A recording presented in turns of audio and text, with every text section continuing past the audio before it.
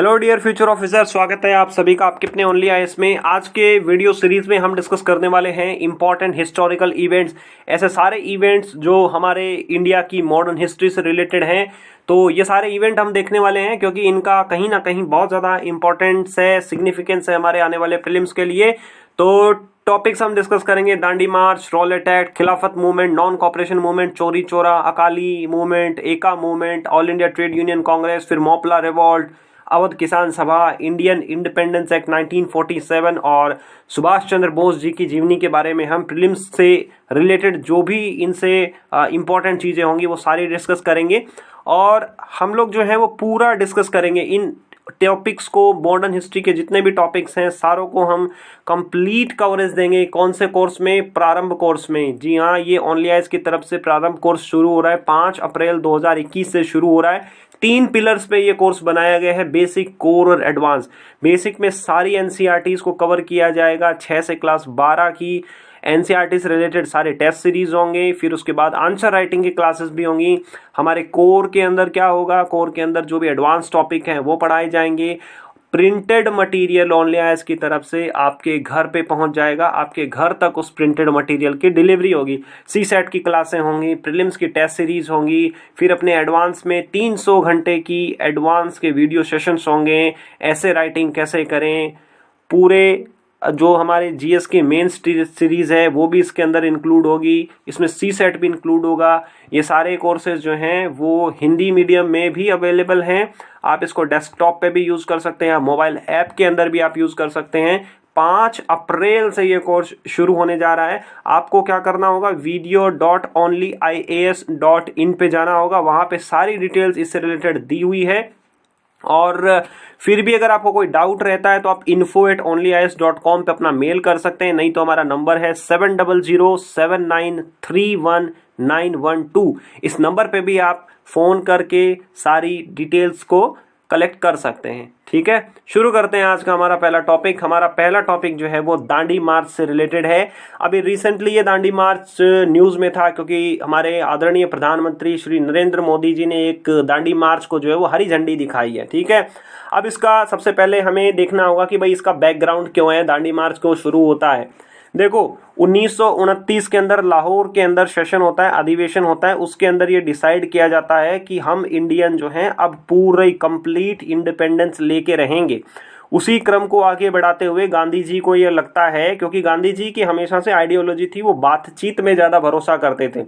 गांधी जी उस समय के जो वायसरॉय थे लॉर्ड इरविन, उनके पास जाते हैं, उनके सामने 11 मांगे रखते हैं गांधी जी उनकी सामने 11 मांगे रखते हैं। 11 मांगों में से कुछ मुख्य मांगे ये थी कि भाई गरीब जनता के ऊपर भी आप टैक्स लगा रहे हो। सॉल्ट, जो हम नमक खाते हैं, खाने के अंदर जो नमक यूज करते हैं उस पे भी आप टैक्स लगा रहे हो। ठीक है, आप जो सिविल सर्वेंट्स हैं उनकी नौकरियों में आपने तनख्वाह इतनी ज़्यादा दे रहे हैं। ये सारी चीज़ों को लेके गांधी जी ने मांगे की थी।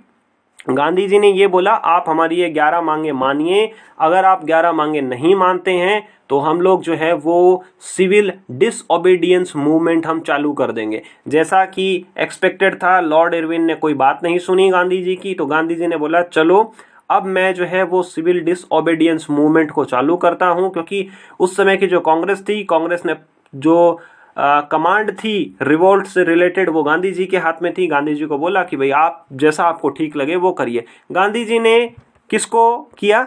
जो गांधी जी का हथियार बना था वो था सॉल्ट, नमक। गांधी जी ने नमक को चूज किया। गांधी जी को लगता था कि नमक तो एक आम आदमी की जिंदगी में खाने का मतलब कितना हम नमक लेते हैं, हम मिलीग्राम के अंदर नमक खाते हैं। ठीक है, तो आप इस मिलीग्राम के अंदर आप नमक खा रहे हैं, उसको भी आप टैक्स लगा रहे हैं, तो बहुत ही मतलब अन्याय है एक तरीके से। आप मतलब जनता के ऊपर क्रूरता की आपने हदें पार कर रखी है। ठीक है, तो गांधी जी ने इस सॉल्ट को अपना हथियार बनाया एक तरीके से।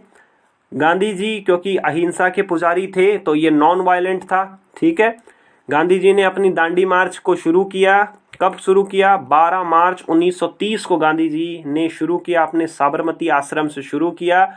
और गांधी जी कहाँ पहुँचते हैं? नवसारी जिले में तो दांडी जगह है, वहाँ पे गांधी जी पहुँचते हैं।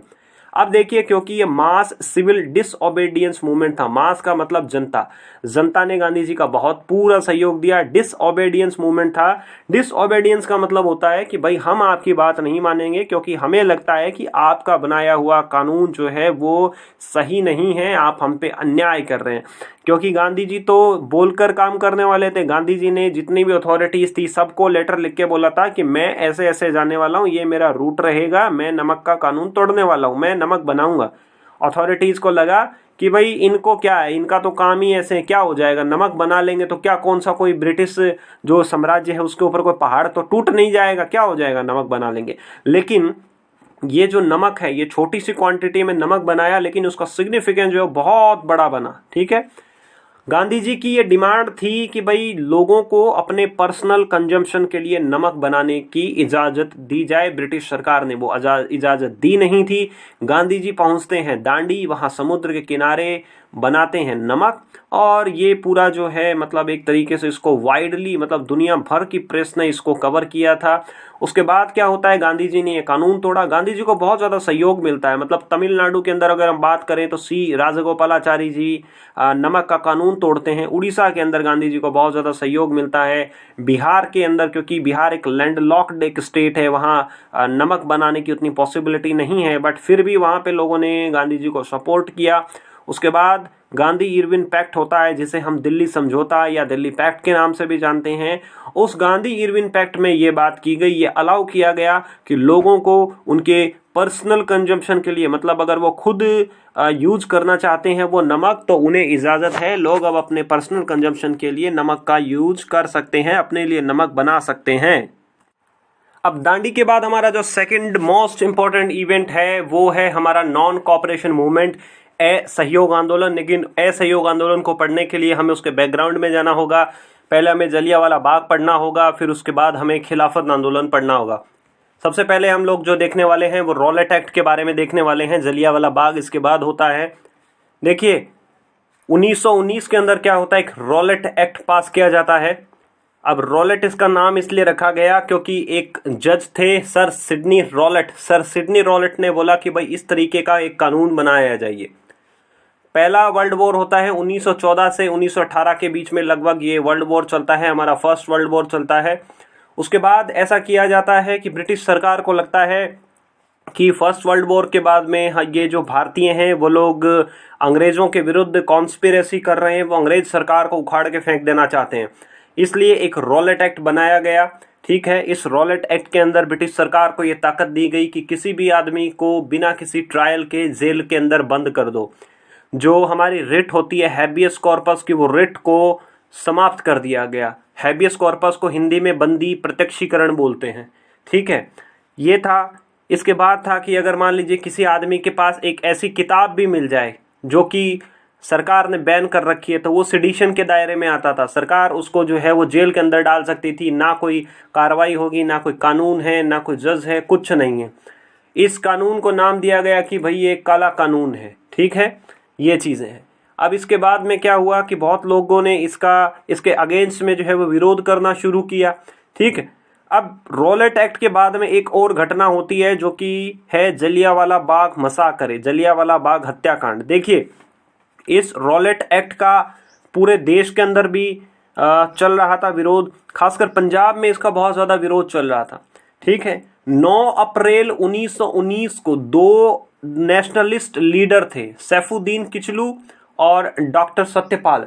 ब्रिटिश सरकार ने इन दोनों लीडर्स को जेल के अंदर बंद कर दिया। अब जेल के अंदर बंद करने के बाद में क्या हुआ कि पंजाब की जनता भड़क गई। पंजाब की जनता जो है वो सड़कों पे आ गई, जो कि लाइक माइंडेड लोग थे वो सड़कों पे आ गए। उसके बाद क्या हुआ कि ब्रिटिश सरकार ने गोलियां चला दी। ब्रिटिश सरकार ने गोलियां चला दी उन लोगों पे, कुछ लोग मारे भी गए। ठीक है, अब इतना हुआ। इसके बाद क्या हुआ कि पूरे पंजाब के अंदर जो सिचुएशन थी वो थोड़ी वायलेंट टाइप की हो गई। पंजाब के अंदर उस समय जो गवर्नर थे वो जनरल माइकल ओडायर थे। ठीक है, ये यहाँ पे पंजाब में उस समय जो गवर्नर थे वो माइकल ओडायर थे। अब उन्होंने ये डिसाइड किया कि भाई अब पंजाब के अंदर क्या होगा, पंजाब के अंदर सिचुएशन जो बहुत वायलेंट होती जा रही है, इसलिए उन्होंने वहाँ पे कर्फ्यू लगा दिया। ठीक है, 13 अप्रैल 1919 को बैसाखी का दिन आता है। उस बैसाखी के दिन में अमृतसर के अंदर जो जलियांवाला बाग है वहां पे बहुत बड़ा मेला भरता है। ठीक है, अब क्योंकि पंजाब के अंदर स्थिति थोड़ी वायलेंट है, पंजाब के अंदर ये ऑर्डर लगा दिए गए कि भाई जिसको भी अमृतसर के अंदर आना है वहां आपको पास की जरूरत होगी। ठीक है, पंजाब का अमृतसर और अमृतसर के अंदर वो जलियांवाला बाग। ठीक है, अब क्योंकि बैसाखी का दिन है, बैसाखी क्योंकि सिखों का एक पवित्र त्योहार माना जाता है, तो गांव से बहुत सारे लोग जो हैं जिन्हें ये नहीं पता था कि अमृतसर जाने के लिए हमें कोई पासेस की वगैरह जरूरत है या अमृतसर के अंदर कुछ ऐसा कोई चीजें चल रही है। जलियांवाला बाग में बहुत सारे ग्रामीण भी इकट्ठे होते हैं, बच्चे इकट्ठे होते हैं, वो मेला देखने आए होते हैं। वहीं पे कुछ लोग जो हैं वो सभा कर रहे होते हैं, स्पीच दे रहे होते हैं अंग्रेज सरकार के खिलाफ कि भाई आपने सैफुद्दीन किचलू या फिर डॉक्टर सत्यपाल को क्यों आप लोगों ने अरेस्ट किया, इस तरीके से। ठीक है, ये सारी चीजें चल रही। तभी वहां पे ब्रिगेडियर जनरल डायर आते हैं, ये आप पिक्चर में इनको देख सकते हैं। ब्रिगेडियर जनरल डायर आते हैं। ब्रिगेडियर जनरल डायर अपनी पूरी टुकड़ी के साथ आते हैं और वो वहां पे सिर्फ एक ही गेट रहता है उस जलियांवाला बाग के अंदर। उस गेट के ऊपर वो खुद खड़े हो जाते हैं, उनके ट्रूप्स खड़े हो जाते हैं और उस निहत्थी भीड़ के ऊपर वो गोली चलाने के आदेश दे देते हैं। माना जाता है कि उस जलियांवाला बाग वाले हत्याकांड के अंदर जो गोलियां चली थी, लगभग 1000 से ज्यादा लोग मारे गए थे, बच्चे मारे गए, महिलाएं मारी गई। इसके बाद जब जनरल डायर की टेस्टिमनी होती है, टेस्टिमनी में जनरल डायर ने बोला था, अपनी टेस्टिमनी में उन्होंने कहा है कि मैं उन लोगों को भागने का मौका दे सकता था, मैं उन लोगों को जब वो इंजर्ड हो गए थे, जब वो घायल हो गए थे, उनको हॉस्पिटल भी पहुंचा सकता था, बट मैंने ऐसा किया नहीं, मैंने ऐसे जानबूझ के नहीं किया क्योंकि मैं उन्हें एक सबक सिखाना चाहता था। जनरल डायर ने ये बात बोली है। ठीक है, ये उस समय ये ब्रिगेडियर के रैंक पे थे, एडॉक पोजीशन पे ये थे। इस जलियांवाला बाग के बाद एक हंटर कमीशन जो है वो बैठाया जाता है। इस हंटर कमीशन को जिम्मेदारी दी जाती है कि आप जलियांवाला बाग के अंदर जो शूटिंग हुई है, जो हत्याकांड हुआ है, उसके बारे में आप घटना की जांच कीजिए और जांच करके रिपोर्ट दीजिए। हंटर कमीशन ने रिपोर्ट दिया है। उन्होंने अपनी रिपोर्ट में लिखा कि ब्रिगेडियर जो जनरल डायर हैं उन्होंने एक्सेसिव फोर्स का उन्होंने यूज किया। रविंद्रनाथ जो टैगोर हैं, हमारे गुरुदेव है, गुरुदेव इस जलियांवाला बाग की हत्याकांड से बहुत ज़्यादा वो दुखी थे। उन्होंने उस समय के वायसरॉय को लेटर लिखा कि भाई आप मेरा जो नाइटहुड है, मैं अपना नाइटहुड अब नहीं रखना चाहता हूँ, मैं चाहता हूँ कि मेरा नाइटहुड जो है वो ले लिया जाए। ये साइड में आप देख सकते हैं पिक्चर, ये उन्होंने जब लेटर लिखा था। महात्मा गांधी जी भी जलियांवाला बाग की घटना से बहुत दुखी थे। उन्होंने बोला कि भाई मेरे को आपने जो बोयर वॉर, ये बोयर वॉर जो साउथ अफ्रीका में होता, बोयर का मतलब होता है किसान, ठीक है, तो मुझे आपने ये जो केसरे हिंद की जो उपाधि दी है, आपने मुझे ये केसरे हिंद का टाइटल दिया है, मैं नहीं रखना चाहता हूं, मेरा आप ये केसरे हिंद का टाइटल आप ले लीजिए। ये गांधी जी ने बात उस समय बोली। ये जलियांवाला बाग होने के बाद ये बात कही गई। रॉलेट एक्ट और जलियांवाला बाग के बाद नेक्स्ट जो आता है वो आता है खिलाफत। देखो, खिलाफत एक अरेबिक वर्ड है। इसका मतलब क्या होता है? इसका मतलब होता है सक्सेशन। सक्सेशन का मतलब देखिए क्या होता है कि सबसे पहले खिलाफत का मतलब होता है खलीफा से ये वर्ड बना हुआ है। खलीफा के ऊपर जिम्मेदारी थी कि अल्लाह की जो टीचिंग है, अल्लाह ने जो बातें सिखाई हैं, उसको आप धीरे धीरे लोगों तक पहुंचाएंगे। तो खलीफा का एक सक्सेशन होता है, एक खलीफा, फिर उनके डेथ के बाद दूसरा खलीफा, फिर ये खलीफा। मतलब अल्लाह ने जो बातें बोली हैं वो आपको अप टू डाउन जनता तक पहुंचानी है। ठीक है, उस समय टर्की में ऑटोमन एम्पायर होता है और टर्की एक गलती कर देता है। उस वक्त टर्की जो गलती करता है वो ये है कि फर्स्ट वर्ल्ड वॉर के अंदर टर्की जो है वो ब्रिटिश साम्राज्य के जो विरोधी हैं, ब्रिटिश साम्राज्य के जो दुश्मन हैं, उनका साथ देता है। ये तुर्की की एक गलती हो जाती है। अंग्रेज सरकार इस चीज से बहुत जो है वो मतलब नाराज होती है। उन्हें यह लगता है कि टर्की को ऐसा नहीं करना चाहिए। अंग्रेज सरकार अब ये सोचती है कि जो ऑटोमन एम्पायर का जो खलीफा है, जो खलीफा वाला सिस्टम है, उसको एंड किया जाए। खलीफा की जितनी भी ताकतें हैं उसको कम कर दिया जाए और खलीफा की जितनी भी टेरिटरीज हैं, खलीफा का जितना भी साम्राज्य है, जितना उसका अधिकार चलता है, उस अधिकार को कम से कम कर दिया जाए।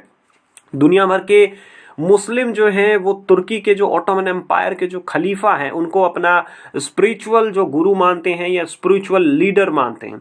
दुनिया भर के मुस्लिम्स इस बात से बड़े खुश नहीं थे कि भाई हमारे जो खलीफा हैं, हमारा जो कैलिफेट है, उसके आप ताकत को, उसके आप साम्राज्य को, उसके आप अधिकारों को काट रहे हैं।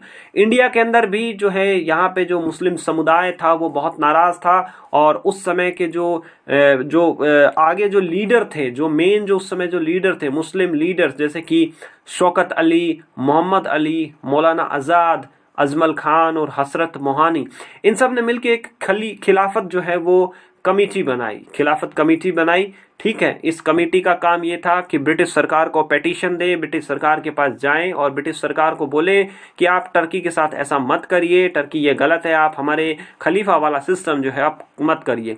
ठीक है, अब उस समय क्या होता है कि ये लगभग 1919-1920 की बात है, और गांधी जी उस समय पूरे देश के अंदर जो है वो एक टॉप लीडर के रूप में आ जाते हैं। बहुत सारी प्रॉब्लम चल रही थी, क्योंकि एक तो रॉलेट एक्ट आ चुका था, रॉलेट एक्ट के बाद में हमने ये देखा कि जलियांवाला बाग हुआ है। गांधी जी को एक अपॉर्चुनिटी लगती है कि खिलाफत आंदोलन के अंदर मुस्लिम जो हैं वो ब्रिटिश सरकार से काफ़ी नाराज़ हैं, और देश के बाकी जो लोग हैं उनके अंदर भी ब्रिटिश सरकार के खिलाफ जो है गुस्सा है। गांधी जी को लगता है कि अब एक वक्त आ गया है, हिंदू मुस्लिम एकता का वक्त आ गया है, हमारी जो एजेंडा है वो अब हम मर्ज कर सकते हैं, क्योंकि सभी लोग परेशान हैं। जब सब लोग परेशान हैं तो वो मिलके सरकार के विरुद्ध आवाज उठाएंगे। गांधी जी ने ये देखा। अब ये नॉन कॉपरेशन मूवमेंट चालू होता है, सितंबर 1920 में ये चालू होता है। ठीक है, अब गांधी जी का नॉन कॉपरेशन मूवमेंट आप देखिए, नॉन कॉपरेशन का मतलब क्या होता है? नॉन कॉपरेशन का मतलब होता है कि असहयोग आंदोलन, हम किसी भी तरीके से जो है वो सहयोग नहीं करेंगे। ये बात बोलनी थी गांधी जी की। हम देखते हैं कि ब्रिटिश सरकार जो है कैसे चलाएगी अपना शासन, कैसे अपना एडमिनिस्ट्रेशन चलाएगी, हम सहयोग ही नहीं करने वाले हैं, हम ब्रिटिश सरकार को कोई भी सपोर्ट नहीं करने वाले हैं। इस नॉन कॉपरेशन मूवमेंट के अंदर बहुत सारे टेक्निक्स यूज की गई, जैसे कि जो काउंसिल थी, इंपीरियल लेजिस्लेटिव काउंसिल थी या प्रोविंशियल जो काउंसिल थी, उनका बायकॉट करना है, जो हमारे लॉ कोर्ट्स बने हुए हैं उनका बायकॉट करना है, जो विदेशी चीजें हैं उनका बायकॉट करना है, किसी को टाइटल मिला है जैसे दीवान हो गया, राय बहादुर हो गया, चौधरी हो गया, इन सब टाइटल्स को त्यागना है, सरकारी स्कूलों में नहीं पढ़ना है, सरकारी कॉलेजों में नहीं पढ़ना है, ये सब चीजें रखी गई।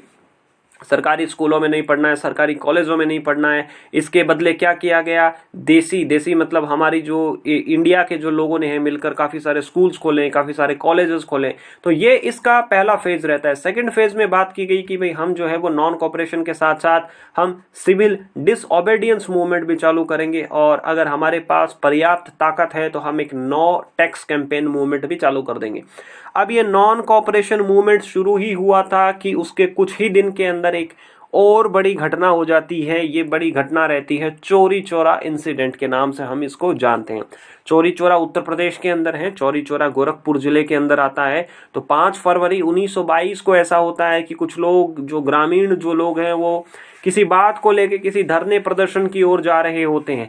बीच में उन्हें पुलिस मिल जाती है, पुलिस वाले उन्हें रोकने की कोशिश करते हैं। गांव वाले लोग जो हैं वो बहुत गुस्से में आ जाते हैं। वो 22 पुलिस वालों को जलाकर मार देते हैं, क्योंकि पुलिस वालों की गांव वालों से भिड़ंत हो जाती है, लड़ाई झगड़ा होता है। कुछ पुलिस वाले अपने आप को उस चौकी के अंदर बंद कर लेते हैं, पुलिस चौकी के अंदर अपने आप को बंद कर लेते हैं।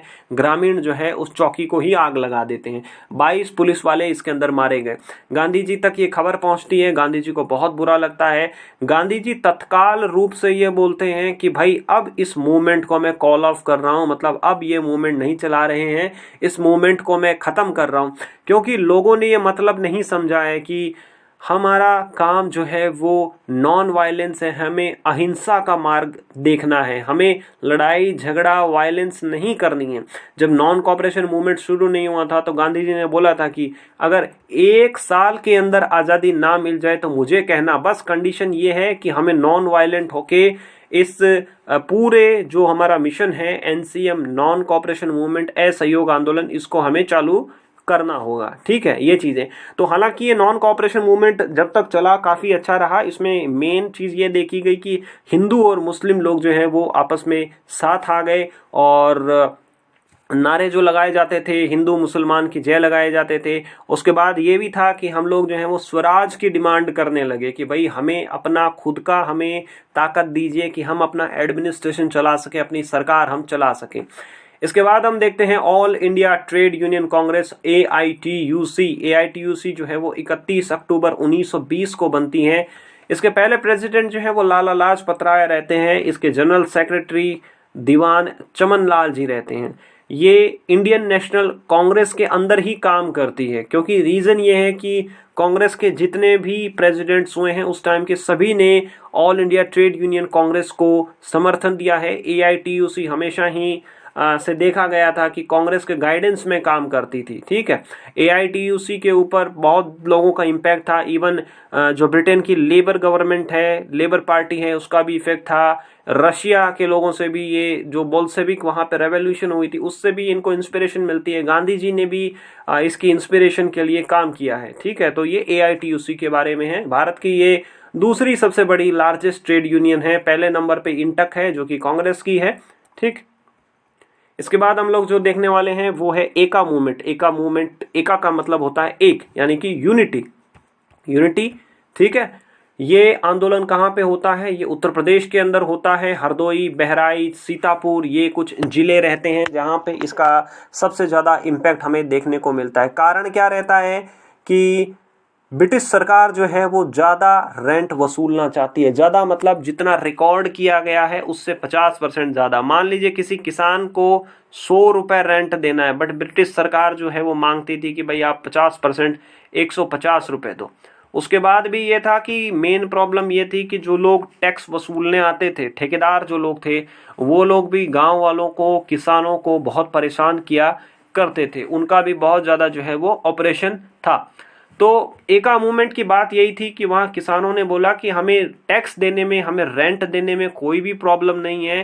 प्रॉब्लम ये है कि आप जो है वो हमसे ज़्यादा टैक्स ले रहे हैं, ज़्यादा हमसे जो है आप रेंट ले रहे हैं। ठीक है, और इस एका मूवमेंट के अंदर जो लीडरशिप जो दिखाई थी, वो लीडरशिप दिखाई थी मदारी पासी ने दिखाई थी। पासी जो ट्राइब, पासी जो शेड्यूल कास्ट है उसके व्यक्ति थे ये मदारी पासी जी ने ये दिखाई। और धीरे धीरे क्या होता है कि ब्रिटिश सरकार एका मूवमेंट से जुड़े हुए जो लीडर्स हैं, जो ग्रामीण हैं, उनको बहुत ज़्यादा रिप्रेस करती है, बहुत ज़्यादा उनको दबाने की कोशिश करती है। और लगभग 1921 के अंत में ये एका मूवमेंट जो एक तरीके से अंत हो जाता है। ठीक है, तो हमारे इस पहले सेशन में हम इतना ही देखेंगे। हमारा नेक्स्ट सेशन के अंदर हम काफ़ी सारी और चीज़ें डिस्कस करने वाले हैं, जैसे कि अकाली मूवमेंट हो गया, मोपला आंदोलन किस तरीके से हुआ, और भी काफ़ी सारी चीज़ें हम देखेंगे। तो ओनली आइज से जुड़े रहने के लिए आप सभी लोगों का बहुत बहुत धन्यवाद।